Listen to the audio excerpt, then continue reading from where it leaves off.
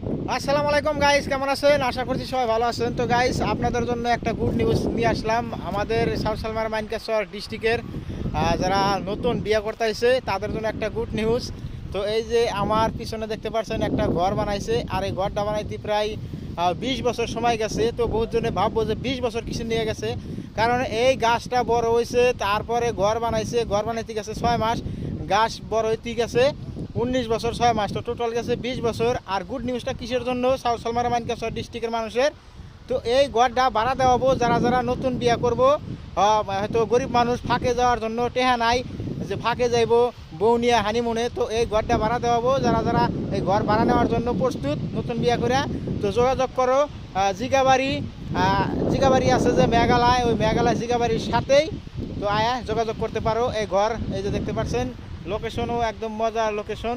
এই জায়গার মধ্যে ঘরটা কিন্তু ভাড়া দেওয়া হবো যারা যারা নতুন বিয়ে করছে, যারা যারা নতুন বিয়ে করছে, তো এই ঘর ভাড়া নেওয়া হারবা। ঘর কিন্তু বহুত উঁচায়, আমি কিন্তু ফাঁকে থেকে ভিডিও করছি। তো জলদি জলদি কমেন্ট করে জানাও।